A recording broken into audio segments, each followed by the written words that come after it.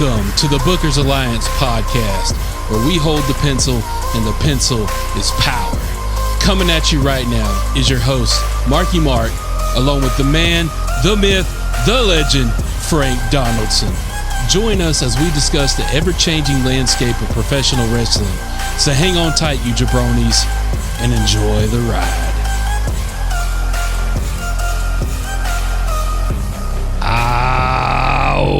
Welcome in, everybody. Thank you for joining today's episode of the Bookers Alliance podcast. Come on inside the house, bring yourself up a ringside seat, get your soda, your popcorn, your whiskey, get everything you need, because we at the buffet. Where you get your forks and your spoons and your knives, and every time you replenish, you get a different plate. Now, don't go back up there and take that same dirty ass plate up there. Now, you go get you a fresh plate. Don't reuse the plate. What we're gonna do is we're gonna get a fresh plate every time we go back. But there's a whole bunch of go back today because there's a world of stuff to talk about, and we got to find a way to get it all. There is a smorgasbord at the pro wrestling buffet today. We got to talk about it all.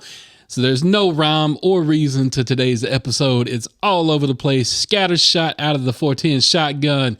Just is what it is, and eat all you can eat. There you go. And we got a little bit for everybody. If you don't like this version of conversation, hold on just a couple of minutes because we're gonna get to that version of conversation. There might even be some AEW talk in there. So y'all AEW fans, both of y'all, stay tuned because there may even be a reference to them before we get done with this. Suki. All right, gotta throw some love to our sponsors. Got Mr. Jack Daniels, Mr. JD. All right, not JD. Sticking to the history. Yeah, JD single barrel heritage barrel. We did a lot of Tennessee here lately. We were in Scotland last week. So I mean, we were in Scotland. Yeah, we were over there. But other than that, we did a lot of Tennessee. We might have to swing it back over to Kentucky here. Might have to. But we toasting to anything today, sir?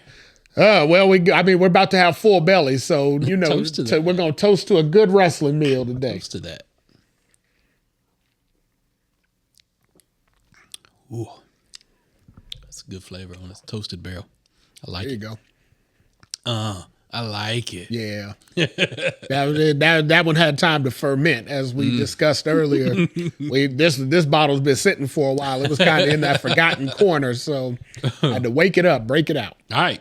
What's the first order from the buffet this week? What are we going to talk about? Let's talk about Jacob Fatu and Roman Reigns. Okay, backlash stuff. Let's talk a little backlash fallout here. So backlash, you had Jacob Fatu using the tongue and death grip 18,000 times against the one and only tribal chief Roman Reigns. Yep, and the announcer crew made sure to reference it 18,000 more times than that. So was I or was I not counting them every time he applied the tongue and death grip? So you knew at the start of it, with it being a submission, we know Roman ain't likely to tap out. So we knew that was going to be a constant throughout the match, and they didn't disappoint. They made sure to give it to you every couple of minutes. Now look. They started down this road very cool, very good. And when I say started down the road, I'm not even talking about the tongue and death grip. I'm talking about the pile driver. When they started the use of the taboo or forbidden moves, it was KO on Randy. Yeah. And then it was KO on Cody. Yeah. So this kind of started that move's been banished. Why are we using that? Yeah. That kind of bled over into this story where not a banished move, but it's a sacred move to where you're not supposed to use it on family. No, this move is only reserved last resort. Exactly. You got to have to pull out the last stop. But looking at that match from Backlash, I mean, Jacob needed to pull out the last stop. Jacob had to go to all ends of the earth to get a victory, and somehow or another he still fell short. He fell short, but that turnbuckle didn't fall short, did it? No, I mean, but hey, those things happen. You use the environment in which you're given. Happened. Those things happen. That turnbuckle was the loosest damn turnbuckle in the world. Just happened to be. If the ref had been doing his job, he would have got the cover back on it, because usually the refs take the time out to go over there and put the turnbuckle pad back on, and that's usually when a low blow happens. What I really think is the ref missed his spot and didn't do the bump when he was supposed to do the bump, and didn't give Roman time to go over there and loosen that turnbuckle. Yeah, well, they figured it out. They got there in the eventually. they just went over there. He just yanked the hell out of it. He was like, I'll get it off. He just pulled the damn thing off. We both were like, damn, that ref should have done took that bump by now. Yeah, it seems like right. It seems like that was meant to happen, but they never got there. So it's like, well, okay. But like I said, they pivoted right in the moment. And Roman said, well, I'll get the turnbuckle off. I mean, he went over there and yanked the hell of it off, and they found their way back to the spot to get you to your W. The antics after the match, though, were interesting. Definitely unexpected. It was Jacob going full ham on Roman, basically just beating him within an inch of his life with the tongue and death grip. And then Roman coming out of it going, this is your last night here. Yeah. And then Jacob going, you ain't seen the last of me. This is not it. I'm still coming. I need what's mine. Yeah. So now you got Monday Night Raw taking place with Roman looking at Jimmy going, have you seen him yet? Mm-hmm. If I'm Jimmy, I'm going, hell no, I ain't looking for him either. Yeah, I mean, right. And Jay found out later he shouldn't have been looking for him. Get that man his distance because that man is on fire now. He's all gas. No brakes with it. Yada I mean? I know you won't do that. I can't do that part. Okay. I'm sorry. I'm not that West Coast. I can't do it. You halfway there at least with Chicago. See, exactly. See, I'm Midwest Coast. You Midwest. Yeah, I got Lake Michigan coast. So yeah, I got I'm as southern as a southern boy can get right here. Yeah, I'm sorry. Yeah. Unfortunately, y'all's women say the same thing about that, but that's okay. That's neither here nor there. Oh, this is gonna be that episode. Huh? It's one of those episodes. But we ain't gonna wander into the language. No, so we don't want to get a restriction this week. But with innuendo may be referred to. Though, I'm sorry. So with Jacob coming down to the ring, he done bowled over Jay, bowled over Jimmy, gets in the ring, don't even have time to talk. Roman just realizes this man ain't here to talk. No, he throw down. So they get in the ring, they throwing down.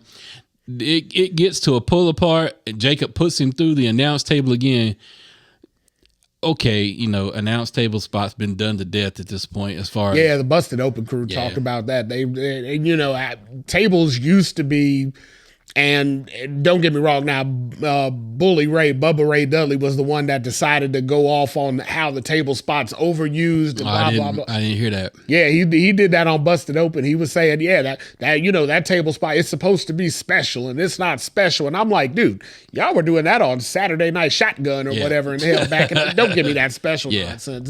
But I get it from his perspective because he ain't doing it no more. So now he wants it to be reserved. Yep. But yeah, they did it every night in 3D land over there. So miss me with that, as they say. So let's talk about where this goes, because I think we're going to be at odds with where it needs to go. Where it needs to go or where it's going to go? Where it needs to go and going to go. Okay. All right. Well, let's talk about it. Where it needs to go. Uh-huh. You ain't putting this much effort getting Jacob over as a damn Samoan werewolf wrecking crew without putting that belt on him at some point in time. Whether it's a clean pin or a shady pin, Jacob needs that belt. So, do you remember the Jey Uso? I need to ascend to the I'm main event now. Mm-hmm. I need to be the tribal chief. He never got there. So Jacob ain't gonna get there either. You don't think Jacob's gonna get there? Not over Roman. I mean, what this does, this elevates Jacob to a point that somewhere down the road, when Roman's at home for 6-7 months or whatnot, a guy like Jacob could step up and be that main event player. Because looking at the Raw landscape right now, if Roman leaves for whatever reason, there is no main event player at that point. There is no headliner. There is no top dog over there. So this hopefully will help elevate Jacob. But yeah, no, I don't see him going over Roman. I mean, Roman's coming off of a 1,300-day title reign. He ain't going 3 weeks, 4 weeks, 6 weeks, and then losing the title. I mean, that ain't gonna happen. That's okay. So where should it go then? So I think that's where it goes. I think it gets to the point where it elevates Jacob. I think it makes Jacob a top tier player. And I think it leads back into a rehash of the Bloodline storyline. I mean, I think that's where we're heading now, is either family versus family or family, adopts family, whatever you want to call it. I think it leads us back to a Bloodline setup one way or the other. Okay. So here's my thing. I don't think Jacob acknowledges Roman in any way, shape, form, or fashion right now. I don't think that's going to happen. I think these two are going to stay at odds for a while to come. But when I ask myself, well, if it ain't Jacob, self said, if it ain't Jacob, then who is it? Who goes up against Roman? Who do I want to see go up against Roman if it ain't Jacob? Okay. Do I want to see Braun Breaker? No, I don't want to see Braun Breaker right now. Braun's got his hands full already. Right. Do I want to see Seth? No, I don't want to see Seth because we've seen Seth and Roman at odds for decades. I don't want to see Seth Roman right now. Okay. That needs to be back on the back burner for a while, in my opinion. In my opinion, it should be Jacob. It may not be him now. It may not be him within the next 2-3 weeks, but I think eventually it should be Jacob because to me, Jacob Fatu versus Braun Breaker sounds quite tasty. That's a great mid-card match. I mean, they can definitely get there. No. That's a good way to head. That's a good way to take two young stars that are trying to elevate them. We've already discussed the thing about Roman. Roman is in a plane of his own. Right. He is in an era of his own right now. There's nobody that can touch him. True. Okay. I don't see anybody outside of the bloodline with Roman to make anything interesting except for Seth Rollins, but I don't want that. I don't want it. Well, I mean, people in hell want ice water, but they also don't want to burn. So there's some people have to accept things like that. I see this with Jacob lasting through the summer. You know, I say give it till July, you know, around because there's like 7 PLEs and, you know, mega shows and whatever you want to call them. There's a ton of them between now and July. I see this running its course to that point, but about time SummerSlam rolls around, go ahead and get ready to get laced them boots up for Roman and Seth because I think that's what you're getting at SummerSlam. So what if we get this instead? Seth is quote unquote going to rebuild. Yeah. It looks like he's rebuilding with the Street Profits.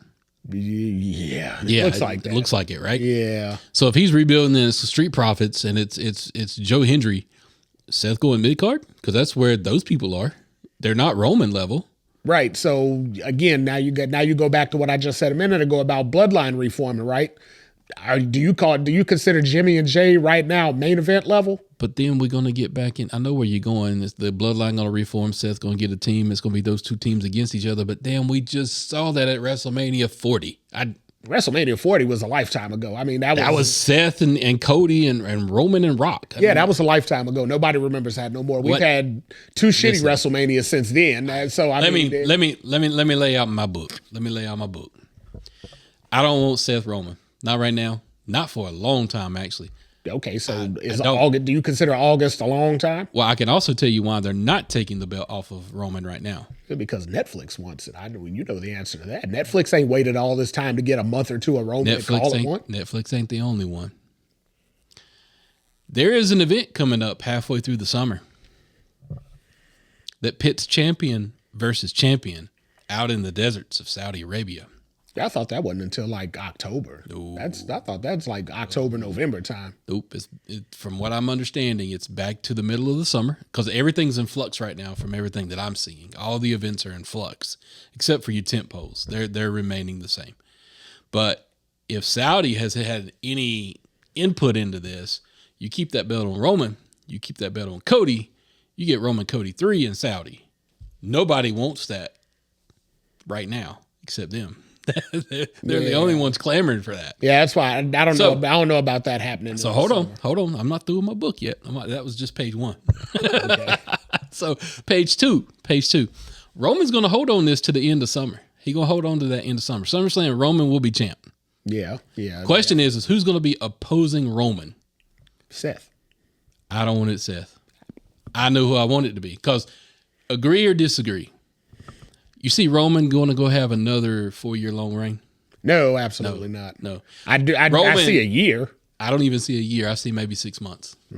I see until SummerSlam. I'm going to go on the books right now. Roman drops that belt at SummerSlam.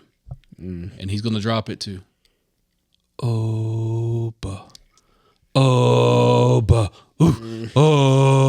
So now, while I don't hate that, don't get me wrong. Obviously, I would be all for that. I don't see them. I don't see Triple H with his slow cookbook style of wrestling throwing Oba in there with Roman that fast. I just don't see it. But I understand. And look, I'm a Roman guy too. I like Roman. You know, I don't want him to lose the belt. I like seeing the belt on Roman. I like the acknowledge me. I like the champ. I like the tribal chief. I like all of that stuff.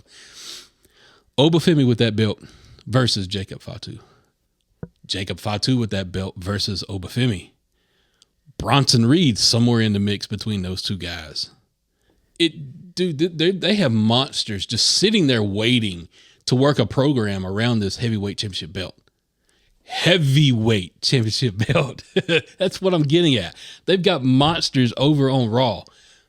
Give the monsters the arena and let them fight over your prize. Let it happen. So they can definitely do that. If Roman's not going to be around, if Roman is taking a beat and taking some time off, let the monsters have free reign. Apparently Roman's back in the card now because Roman's been there through all of May, and now apparently he's going to be there through all of June. Apparently they wink. Yeah, they relisted his appearance dates, and now they got him listed got him some more money. I think they did something because they got him listed for 3 dates in June. I think restructured that contract. They're on the 1st, the 15th, and the 29th. So every other week in June, he's scheduled to be there. He's obviously going to have to do some work in July because SummerSlam's 1st of August. So they pretty much found a way to get him there for enough of the summer to make it viable for him to be the champion and him to be a visible champion. Yep. But again, same difference. So I don't see them doing all of that just to have him drop the title. I don't see Netflix only getting a summer out of this after having waited for essentially a year and a half. I mean, Netflix started in January 2025. And they started with Roman on that show, even though Roman didn't belong to that show. He still found his way to that show. And I feel like they've been just salivating for Roman on their TV screen week in and week out for a year and a half. I don't think a Netflix with the kind of checks that they write are going to wait for it for 18 months to get 3 months of satisfaction and then call it one. I just don't see Netflix having paid all that money to just get a little taste of it and then it gets snatched away from them and then we wander back into the CM Punks of the world and all that. I just don't see Netflix letting that happen. Now, if you build Oba up to be that guy to whereas Netflix is like, we can let go of anybody else because this guy's going to be the guy for the next 10 to 15 years, then yeah, but the Oba challenge that we're working on Raw, that ain't going to get us there. It's already on life support. That's what I mean. Yeah, Oba challenge this week was Los Garzas. Yeah, and they had to be brought over from SmackDown to work that program. And me and you know, because we went to SmackDown here in Charlotte, right. that Oba's been wrestling the Garzas for months now. Yep. So, I mean, they took their safest opponents that Oba is most familiar with and brought them over to the other show just to take the butt whooping from Oba, which means they're probably going to take that all summer. I feel like the Oba challenge is something that they put in place to give Bronson Reed more time to get back. Mm-hmm. That's what I feel like's happening. And it looks like we've already stepped up to the buffet for our second plate. That's why when you said Oba, that's why I wanted to talk about the challenge, because the challenge, as of right now, it looks like garbage. I mean, last week, it started with Tozawa. When I saw that, I was like, "Oh, hell no." And teased Tozawa, but it wasn't Tozawa. That was it. But when you looked at it, the visual was you saw Obafemi versus Tozawa. Now this week you see Obafemi versus the Garzas. If you're not gonna live into the challenge and start bringing up names that want to graduate, they got that kid that won LFG last year. You know, the big dude that wears the chains and all that stuff. Shiloh. No, not that guy. The guy that won it. The Booker T's guy. Yeah, don't even remember his name no more because we haven't seen him on TV in months. The point I'm getting to is though, let him come up and challenge Oba. Let him come up and take his shot. You're doing this whole John Cena challenge, whatever in the hell that we got to talk about. And the whole premise of that is NXT guys that want their shot. Oba's wide open on Monday night saying, I want my shot. Nobody's taking it. Hell, you start bringing some of them big hosses from NXT up there. Oba's familiar with those guys. Hell, he just left NXT. You still got a partnership with TNA. Send Moose over. I mean, send people over, right? The point of it is, we don't want to see Tozawa against There's no thought. Obafemi. There's no thought in it, and that's the problem. Well, no, they had to hurry up and do something because you got to try and keep some momentum behind Oba after his Brock Lesnar win. But who the hell else matches up to Brock Lesnar? Now you got to do two guys at a time. Now you got to do your 400 pounders. Now it's a cluster F like no other because there is nobody that's going to be Brock Lesnar. When you put Oba over Brock Lesnar, the sky or the trajectory is only downhill from there. You ain't going up no higher. True. Look, Goldberg had to go through 400 something squash matches before, It was 173. Nah, they felt like 400 something. So that 173 wasn't even real. I mean, that was a WCW inflation. But what I'm trying to say though is he had to go through squash matches to get the lore of Goldberg, to get the lore of who he is. Oba don't need the lore. Oba is already Oba. He's there. He's there. The problem is there's not enough hosses that are there to kind of take the brunt. I really do feel like the next program with Oba is Bronson Reed. They're waiting on him to get back, but send him some people that are worth a damn in the meantime. Yeah. Until you have the big hoss battle again. Yeah, I mean, you're cutting guys left and right every week. You did all those guys that got cut definitely could have went through a week of the Oba challenge before they got cut. They're on 90 days anyway, which means they can't do nothing for the next 3 months anyway. So they could have went out there and took a pinfall out of Oba over those 3 months on their way out the door. It could have been something like that. If you're going to get rid of all these people anyway that are willing to work, let them work. Let them get your guy over on the way out. Hell, you just cut them because you're greedy as hell. So let's transition into that. Let's go back to the buffet for our third plate here. Okay. Transition into the 90-day thing that we keep hearing about. Yeah. Because this was some interesting bit of information that you sent me. It looks like on 83 Weeks, Eric Bischoff's podcast with Conrad Thompson, and who was the lawyer guy? I can't It was one of the legal attorneys that handles the WWE contracts for talent. So they called him the gimmick lawyer, yeah. Right? But anyhow, so he kind of went into depth and explained this whole 90-day quote unquote non-compete, and it's really not a non-compete. It's really hey, you are contractually obligated to TKO for 90 days at a time. You might sign a contract for 5 years, but that contract is almost like an auto renew every 90 days. Yeah. So at any given point in time, TKO can come back to the wrestler and go, hey, remember that contract? We need to renegotiate. Yeah. Because technically it's only valid for 90 days. Essentially, yeah. And that is appalling. That's horrible. I mean, so it is, but it used to be like that before, right? I'd heard about this before, but when he said it, I had to actually go dig deep because I was like, I thought they did away with that. The contracts usually, and this is what Scott Hall and Kevin Nash both did back in the mid 90s to get out of their contracts, because they were on that rolling 90-day thing. All they had to do back then was give Vince 90 days notice of, hey, I'm out. I'm leaving. And Vince had to honor it because, he, with 90 days out, either he had to re-sign the talent for the next 90-day stretch or the talent had the opportunity to opt out. Well, when WCW came along and started offering 5-year, 6-year, 3-year, whatever guaranteed contracts, WWE did get away from that. They did start giving these guaranteed contracts away. Well, after the demise of WCW, somewhere along the way, it reverted back to this 90-day rolling thing. And I mean, I'll be honest, I didn't know about it, so I don't know if the talent knows about it as that level. Because again, if you're fresh out of college or if you're toiling away on the indies, you're making $100 a night or something like that and driving 600 miles to the next show. When you get a contract from WWE that says, hey, 5 years, $250,000 per year, you ain't reading the fine print on that. Hell, you're thinking $250,000. That pays for a lot of these hotels and a lot of these miles I just put in for the last umpteen years. I'm signing it and getting into it. But if that is what's happening, then you're taking advantage of the talent because you're writing these contracts all, headed for the company. If you're only getting 90 days guaranteed and then we get to renegotiate, well, hell, what if I get injured, in those 90 days and now all of a sudden you don't think I'm worth, whatever you signed me for in the beginning. Now I don't have an option. I'm injured. It's not like I can go out and show my worth. It's not like I can go out and work somewhere else. I'm just screwed. If I'm down for 6 months to a year with my injury, and you decide to cut me in the first 90 days, well, I've got nothing to do for for those other 6 to 9 months. And one thing that they explained in there too, that they were kind of just, they didn't have any details, but they were just kind of, saying, hey, well, if this is what's happening, one of the things that they brought up was, hey, when we negotiated contracts, we were doing live events. Yeah. You were working this many dates a week. Yeah. Now we've eliminated live events. We've eliminated all this other travel. And now your value is not the same value that when we signed that contract. So now we want to renegotiate. Yeah. So that's two things. First thing is you telling somebody that was working 280 days a year, hey, you only now got to work 170 days a year. Yeah. Well, that person's going to be great.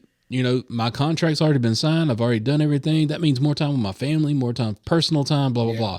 You're not thinking about oh crap, what does that do to my value? Yeah, exactly. What does that do to my worth to this company if I'm working less dates? You're not thinking about that. No, because you think you signed a guaranteed contract. Right. All you know is, hey, so in the NFL, when you sign a contract, you're 5 years for $10 million or whatever. You're like, hey, over 4 months, a period of time, I'm going to get, $2 million, $2.5 million or whatever whatever I just said comes up to. Hell, but even those guys, they don't think about, well, what happened, after that night, after that, 15th, 18th, 20th week comes in and I got that last check. Well, hell, I'm going the next 32 weeks. I ain't got nothing coming in. Right. If I haven't managed the money correctly over the time, I'm screwed. Yep. Well, the WWE guys are looking at it the same way now. Again, like you said before, when you were working 280 days a year, making, $1 million, well, they were taken out of that for travel. They were taken out of that for lodging. Right. They were taken out of that for, taxes. They were taken out of it for everything. Well, now when you take all that away, they're looking at the bottom line like, well, wait a minute. We were essentially paying you, let's say, $1 million. Well, hell, we were kind of recouping some of that, in the travel and all that other. Well, now, we're still writing the check, but we're not paying anything out. You're not putting anything back into it. So I get it. And like same thing with the NFL. But what they did for the NFL players is they started bringing in financial consultants to sit down and talk to these young kids and explain this nonsense to them. Right. Because you get, it used to be back in the 90s, early 2000s, you sign a kid, you give them a high price contract, you write a big check, and then you put them off in an apartment somewhere and hope for the best. Right. And that proved to be detrimental to everybody because, hell, if you're coming from nothing or you're coming from, meager means or whatever, and then somebody gives you $2 million and, and puts you in a high-rise, apartment in New York City, well, hell, you're lucky to be alive after a month. I mean, there's nowhere to go at that point. You don't know what to do. You don't know anybody. So you're just out there, you're out there and you're one of the richest sumbitches in the street right now and don't know what you're doing. You're 19. Right. The hell, that's a formula for disaster. Same thing with these contracts, though. If you're an indie guy, if you've been toiling away on the indies, getting $100 a night cash, because hell, ain't like they're fumbling around with checks and all that. They're cutting you cash off the door. Whatever they took from the door, they're divvying it out amongst the boys. When you start getting these high price, these high level contracts, and you don't understand. No way in hell you're telling me you understand what you read, because nobody's graduating with a legal degree going into indie wrestling. No. So you don't understand what you read. You're signing it. You're saying, hey, great. And they're doing the same thing. They're cutting you a check and they're putting you off in an apartment somewhere. Hey, handle it, work it. They got to start bringing in some financial literacy people in here to sit down with these guys and say, hey, yeah, I know we're a business and blah, blah, blah, but we at least got to try and take care of our talent, try and educate you on how to invest the money, how to spend the money, how to manage the money. Right. What happens if you guys come back and say, I need to renegotiate after a year and a half in my 3-year contract? All of that stuff should be discussed, but most businesses aren't looking forward to that. They want you to be at the mercy of these contract negotiations when this stuff comes up. Yeah, it was definitely enlightening to hear some of that conversation, because that's the business side of it. Mm-hmm. As fans, we only care about what's on the TV and the stories that are being presented. Yeah. But at the end of the day, this is a business, and to get some of the insight on the back end business deals and how it all goes down, it was pretty interesting to hear all of that information. It's definitely a business, and everybody that's involved in it is in the business to make money. So I need you to transition to the fourth plate right now, because I got a complaint. Okay. Let's hear the complaint. I did. So we need to move to the dessert portion of the buffet right now. I may come back to the main course again because with a buffet you get to pick and choose. Yeah, you do. So we're gonna wander off into the dessert portion just for a second because I just want to sample a dessert before I come back to the main course. Tiffany Stratton is not a dessert, sir. Oh, well, never mind. We can skip this segment. Is Liv available? I mean, is Liv busy? Maybe. Oh, well, okay. Well, all right. Well, just in case she's available, I'll wander into the dessert portion. Okay. But so we're in this business to make money. Everybody involved is making money. What I don't like to hear as far as my wrestling goes is 1 week going into May, we start hearing, a talent is getting released or talent's getting cut or talent's getting sent home and all that. Well, damned if in the middle of the following week, you start hearing about all these higher ups in the company, the WWE company, getting all these hefty pay raises. I'm talking 6-figure pay raises. Do tell. I find it awful convenient that you can get a 6-figure pay raise after you just cut my 6-figure salary. What the hell? Now let's talk about it. What are we doing here? TKO is in the business of servicing the fans.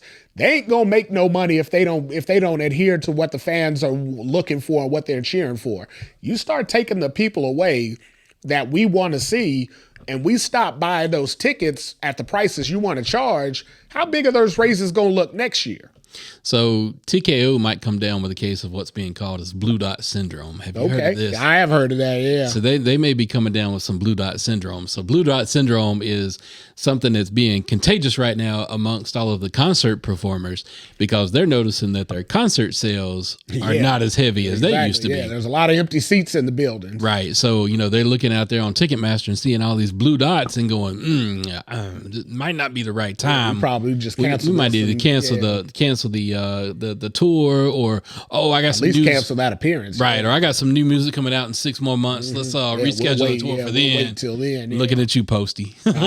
I mean, but you know what? Serves them all right. It does. Because but the average price of a ticket right now to go to a concert is over $100, and I mean that's for the cheap. But this is entertainment in totality, and this is what we've come to. Now, granted, everything in this world, now look, I ain't gonna get up on my pedestal and bitch about everything. But what I will tell you, as an adult in this world trying to make it with a family, everything in this world goes up in price, no matter what it is, whether it's the cost of gas, education, cost of a damn hamburger at McDonald's, it don't matter. Yeah. Everything goes up in price eventually. Exponentially. But as an adult, like I said, raising a family, I've got to evaluate sometimes what's more important. Yeah, exactly. Is it the fact that I'm going down the road to see Post Malone at a concert, or is it the fact that I've got groceries in my refrigerator for my kids to eat? You got to come to a realization that other things are important. Entertainment be damned. Yeah. As long as my needs are being met, my wants can go to the wayside. And as an entertainment focused, industry that wrestling is, blue dot syndrome's a real thing. I mean, it's to the point where it's like, okay, so I'm going to go sit in nosebleed for what I used to pay to sit lower bowl. And if I'm going to sit in a nosebleed, maybe my ass just sit at home and watch it on TV. Well, WWE experienced this at WrestleMania. I mean, hell, they just did Vegas last year and they had 80,000 people per night in there. This year, 1 year following, exact same venue, exact same setup, they were looking at 50,000. So that means there was 30,000 blue dots in those arenas both nights. Yep. So they know what it is. They understand it. The problem is they don't care right now. It hasn't gotten to the point where they've said, hey, we're going to start losing on this end, or we're not going to be as profitable as we want to be because of this. So we need to reevaluate. With the TV contracts that they're getting now, WWE has become more of a TV product than it is a live event product. Obviously, I mean, we just talked about that. Right. But now they're looking at, well, hell, we don't need to sell out every arena we go to because we got the big Netflix check over here. Or what if we don't run this event in blah blah blah month, live event, it's okay because we're doing a PLE on Peacock, this weekend, and we're getting a lot of money out of Peacock for doing this. And the list goes on because they're streaming on 7 different streaming platforms right now. So when they're looking at the ESPNs and the Netflix and the Hulus and the blah blah blah blah blah, unfortunately, they're forgetting that the meat and potatoes of this company is the fan. And if the fan isn't coming to the building Well, hell, the fan ain't going to keep watching. I mean, there was a pandemic era where we had to do video walls because we couldn't put people in seats. If we keep up like this, we ain't that far away from doing that again. This is true. So definitely some interesting things happening with those C-suite level executives getting their payday, but talent not getting their payday. Yeah, I don't love that. Now, if they had to cut pay and everybody takes a pay cut, it's unfortunate, but you understand it because that means the business may be suffering and we got to keep it afloat. The business is flourishing like an MFer out there right now. I mean, every time you turn around, they're out there posting how big a increase they made over last year. We're breaking records and all this other. And I think they looked back at that information when they were saying that after every post conference. I think they look back and they go, man, we shouldn't have done that. Yeah, I think they're realizing because you see, they don't do it now. Yeah, they don't do it now. Well, one, they didn't do it at WrestleMania because they didn't sell out every night. They also can't do it because Triple K keeps getting booed like hell. Yeah, right. They don't even want him on camera no more because, I mean, God, but can you blame those people? They're sitting in there broke. Yeah. Hell, Yeah, they had my mortgage payment to have I was going to say, they had a fun 3 hours of their lives or whatever, but now they got to go home and work 40 hours overtime every week for the next 3 weeks to compensate for it. Yep. Let's step up to a piece of the buffet bar that the salad bar? The food ain't looking that great. Oh, yeah, salad bar. Yeah, the food ain't looking that great. Definitely salad. You don't see a lot of traffic around it. Definitely but it's there. It's there, and you get curious about it, and you want to go look at it and just to kind of see what it's offering. Yeah, you always go over there and check it out. Yeah, and typically you walk away or go over to another part of the bar. Yeah, or maybe you can find like a breadstick and some ranch over there that you pick up. But yeah, so let's talk about AEW real quick. Yeah, that's as good as it gets for them. So, saw an interesting tweet that kind of went out today. Yeah. Swerve.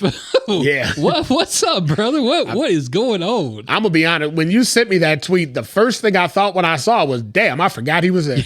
I mean, I will be completely honest. No shade. I'm not even trying to be funny about it. I completely forgot about him being over there because I haven't heard him doing anything significant in AEW in ages. And then listening to his tweet, I found out why. Yeah. Because they ain't putting him on TV. Put him on nothing. Well, that makes sense because I mean, at one point he was their biggest star, so why not take him off TV for 8 to 12 now months? Look, Swerve is believable when he gets on one. He's believable. Okay, so the question is, was this work or shoot? I don't know, but it's enough to get us talking about it. It was enough to actually get me interested, not enough to watch it. No, I don't want to watch it. I'm not that interested. I can watch from afar by looking at Swerve's Twitter account and going, what's going on? Damn sure not interested enough to turn it on at night. Not when they're having wrestling matches on golf courses. Yeah, exactly. Damn sure not excited. I mean, so Topgolf ain't even a golf course, right? The hell? That's literally that's literally a putting range. Bro took a code red into a bunker. Yeah. What are we doing? And that's what we did there. Now, I was just waiting for somebody to fall off the top and fall into the net because, that usually happens when you've been drinking a lot of Topgolf. But that's a spot anybody can pull off. So I get why they didn't do it. Yeah. But, okay, so that's all I got for AEW. Well, I mean, I just want to say, Swerve, if you're unhappy, the grass might not be greener on the other side, but at least you'll have more eyes on you. I don't know. Is Swerve welcome back? I think if Punk can get back, if the Warrior can get back, anybody can get back. I guess Swerve didn't go that far off the reservation. Anybody can get back. Yeah. But all right, let's move on from that. Let's get back over to our final course before we wrap up the episode today. Let's get back to the to-go plate. The to-go plate. All right. Let's talk about it. So can the to-go plate be the situation going on right now between Cody Gunther maybe? Why not? Let's get into it. Let's get this one. So got a few minutes here. So we got Cody that came out of WrestleMania with that big shiner. Yep. Randy Orton kind of punted him in the head. Cody might not have been cleared for a few weeks. Yep. All of a sudden gets clearance and said that he's easy to find and hard to beat. That's what he say. And then Gunther choked the damn life out of him. Yeah. So you got Gunther now eyeing Cody Rhodes and his title with Paul Heyman going, hey, I owe Gunther a favor. This was the favor. I always what a sad payoff to it the was whole sad big favor. you know what? Everybody knows where it was going. Yeah, right. And that was the intention of like, let's get there. And then Brock said, "F you, I'm retiring on my own accord." He said, "Yeah, I ain't got time for these favors." Nah, he said, "I'll do you a favor. Get the hell out of here. Get out of here. Yeah. You want to cut some money? I'll get the money cut right now." Isn't it odd that that we got Asuka doing her thing, AJ doing his thing, John Cena did his thing, all of a sudden Brock Lesnar did his thing. All these guys, all these legends, all these matriarchs of the company per se, all of them are finding it awful convenient to just take a step away right now and go handle personal business while this whole money nonsense is in a flux. Ain't that strange timing? Yep. But the conversation with Cody and Mr. Heyman, as Cody calls him, I always find their conversations interesting. And when Cody and Mr. Heyman were kind of talking back and forth there, Cody was basically telling Paul, hey, you latch on to everybody you can get a chance to. That's the only way you keep yourself relevant. Yeah. And then Mr. Heyman looks back at Cody and goes, everybody at some point in time needs a wise man. Yeah. Interesting conversation. Makes me wonder if Cody Rhodes might reach out to Mr. Heyman somewhere down the road and might need a wise man. Makes me wonder. He may need one, but I want to talk about the whole Gunther situation because much like we talked about with Jacob and Roman, I feel like Gunther and Cody is kind of like the placemaker to hold us until SummerSlam again. Yeah. But I think by the time SummerSlam rolls around, they expect Randy to be back, and I think they're just going to pick up where they should have went at WrestleMania before this whole injury bug hit. I see Randy Orton taking the title away from Cody Rhodes at SummerSlam this year and wandering off into his own little title reign on SmackDown. I want to see Randy get to 15. Yeah. I want to see Cody drop the belt. Yeah. Cody should have been dropped the belt. We know he should have dropped the belt at Mania. Whether or not Randy was hurt, nobody knows. That's not come out public knowledge. No, but the fact that we haven't seen Randy not once since then kind of leads you to believe. Could Gunther be the person to take it off of Cody? Maybe. I would not mind seeing Gunther hold the WWE Heavyweight Championship. Yeah. Would that be a great program for him to take it off Cody and for Cody to chase him back to SummerSlam? Yeah. We've said before on this show, we've said before that Cody chasing is best. Cody holding is not always although it's not like we know because Cody hasn't chased since he won the damn thing. True. But I would like to see Gunther as champ. Gunther versus CM Punk. We've seen. But I don't know if if we've seen a lot of it. Punk seems to be kind of going towards Cody. What I'm kind of hoping, I would like to see Gunther take it off of Cody, run it back SummerSlam. Maybe Cody wins, maybe don't. But if Cody does get the belt back, Cody Punk Survivor Series, I think that would be a great program. So you see Randy completely out of the picture for a long time until the Rumble. Until Rumble. So, we can't have him do the Rumble again. I mean, we just did that last year for the whole WrestleMania thing. I don't think Randy's got a whole nother year to hold on to that. I don't think he'll compete in the Rumble. He might fight at the Rumble. Well, but he can't win the title at the Rumble because you can't, with now the whole, the winner gets a shot at the champion at Rumble. It's going to be hard pressed to flip a championship at Rumble nowadays. Yeah. I don't know. I don't see Randy out. I see that injury issue that may or may not have existed at WrestleMania as a hiccup or a bump in the road, but I don't think it derails the momentum. I think at some point you still get back to that Cody-Randy situation, and I think you do the flip that they were intended to do, or we think they were intended to do at Mania. Nice. I'm all for Randy at 15. I'm all for it. I want to see it. Give me some of that, and I'm here for it. All right, everybody. That was our buffet, man. I hope y'all are full. I'm leaving here with my belly full and barely getting in the car. I might need a wheelchair to get out the restaurant. It's that bad. All right, but we thank you for listening to today's episode. We appreciate you guys. Drop us a line on the social media platforms, and with everything, we bid you adieu. Peace. And can I get my to-go Tiffany, please? Today's podcast was produced by SBP. You can find our podcast on all major podcast platforms. Also, connect with us on our social media accounts. Search for The Bookers Alliance on Facebook, Instagram, YouTube, and X.